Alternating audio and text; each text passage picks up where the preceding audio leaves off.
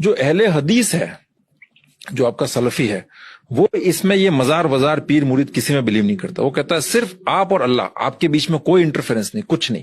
وہ جیسا لکھا گیا ہے کتاب کے اندر، کوئی انٹرپریٹ نہیں کرے گا کتاب کو.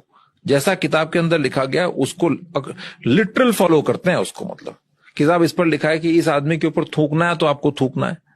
پروفیٹ، وہ ان کے جو سلافی ایک ورڈ یوز کرتے ہیں، تو سلاف السلاف، جو پروفیٹ محمد کے ساتھ کے جو لوگ تھے نا، صحابہ لوگ جو تھے، وہ لوگ جس طرح کا زندگی بسر کرتے تھے، جو کام وہ کرتے تھے، وہ لوگ سلفی، وہابی اور اہل حدیث. سنیوں میں ایک سموہ ایسا بھی ہے جو کسی ایک خاص امام کے انوسرن کی بات نہیں مانتا.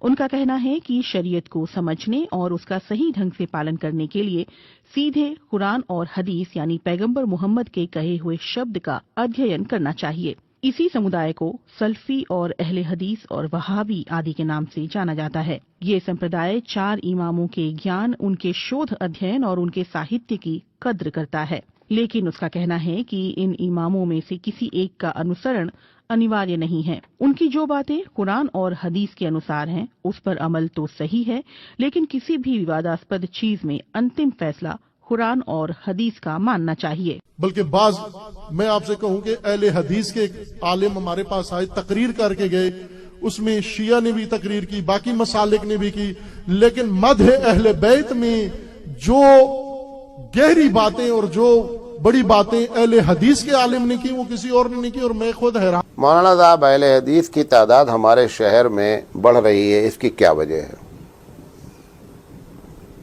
اس کی پہلی وجہ یہ ہے کہ ہم بے دلیل بات کرتے ہیں، وہ دلیل کے ساتھ بات کرتے ہیں.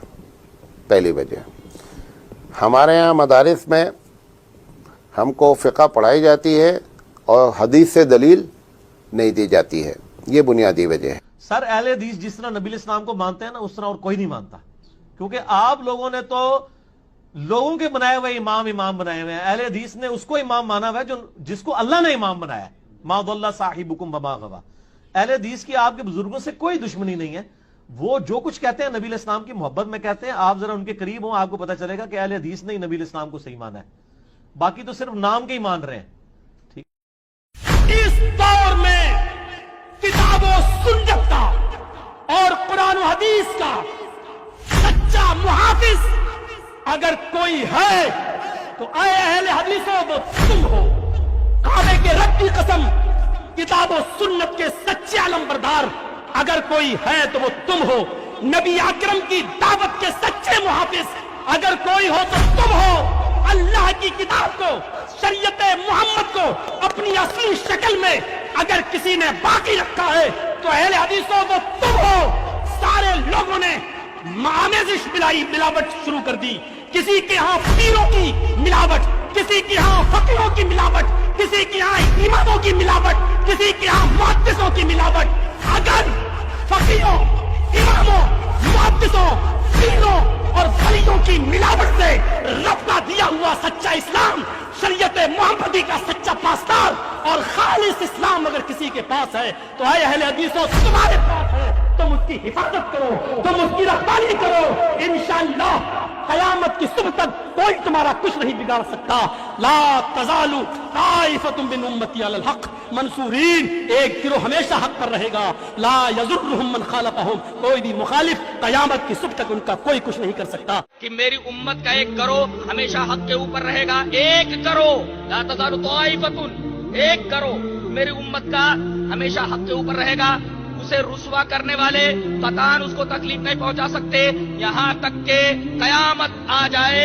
حضرت محمد بن اسماعیل امام بخاری رحمۃ اللہ علیہ اپنے استاد کا حوالہ دیتے ہوئے، علی ابن مدینی کا حوالہ دیتے ہوئے کہتے ہیں کہ اس حدیث سے مراد حضرت علی ابن مدینی کہتے ہیں کہ اصحاب الحدیث ہیں، یعنی اہل الحدیث ہیں.